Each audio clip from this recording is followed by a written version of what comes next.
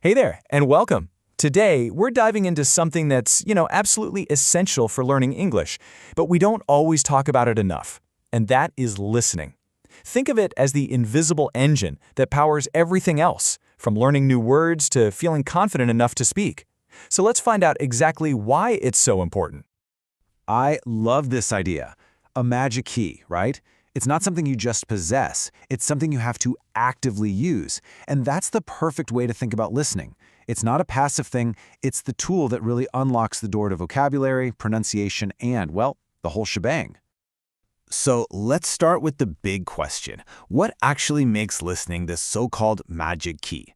We're going to break down exactly what it unlocks and how it builds that solid foundation for becoming a truly confident speaker. Okay, so here's what that key actually unlocks, and it's so much more than just hearing sounds. When kids listen, they soak up new words totally naturally, no textbook required. They start to mimic the sounds they hear, which, of course, sharpens their own pronunciation. They also learn to pick up on the little things, like the emotion in someone's voice. And maybe the most important thing, they start to develop this internal ear that helps them hear their own mistakes and, get this, fix them. This gives us the more technical term for it. Listening is a receptive skill. And I absolutely love this analogy of a sponge. That's literally what's happening. The brain is just soaking up all the sounds, the rhythms, the patterns of English, and the more it absorbs, the more it has to work with when it's finally time to speak. All right, let's move on and see how this all fits together. Because listening doesn't happen in a vacuum. It's actually the cornerstone of all communication. It's one of 4 really essential pillars. And this chart just lays it out so clearly. Look at the flow here. Listening is the first step. It's the main input. Everything else, speaking, reading, writing, it's all built on top of that foundation. You can't really produce a language until you've successfully taken it in first. Okay, so we've totally got the why down. Now for the how. What does it actually take to be a great listener? It's definitely more than just hearing. It's a set of skills that we can actually learn and practice. This makes it so much more concrete, breaking listening down into 3 core skills. First up is focus. You got to use your ears, your mind, and even your heart by really connecting with the person who's talking. Second is rhythm.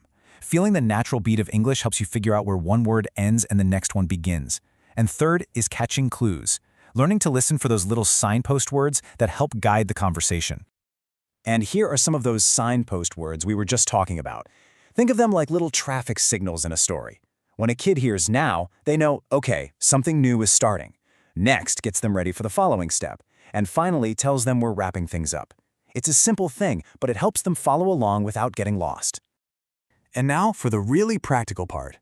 How do we build up these listening muscles without making it feel like a total chore? Well, the secret is to turn all that practice into play. Let's look at some super simple but really powerful games. First up, we've got the echo game. It sounds almost too simple, right? But it's so powerful. The child just listens to a sentence and then repeats it back exactly as they heard it. This is fantastic for building short-term memory and, maybe more importantly, for practicing that correct pronunciation, speed, and even the tone of voice. Next is listen and draw. Now, if the echo game is all about mimicry, this one is all about comprehension. It really tests a child's ability to listen for all those little details, like colors, shapes, and where things go, and to hold on to a whole instruction in their memory before they start drawing. And the list just keeps going. The classic game Simon Says is perfect for teaching kids to focus on those all-important key phrases. The telephone game is a hilarious way to show how easily things get mixed up if you're not listening carefully. You could even use sound effects while you're telling a story, or play Guess the Sound to really sharpen their ears. So, you've got the games, and you know the skills to practice.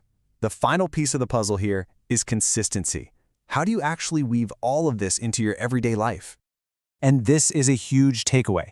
You do not need hours and hours. The real key isn't how long you do it, it's how often you do it. Just 10 to 15 minutes of focused listening every single day is way more effective than trying to cram it all in at once. It's all about building that habit. And you can do this so easily.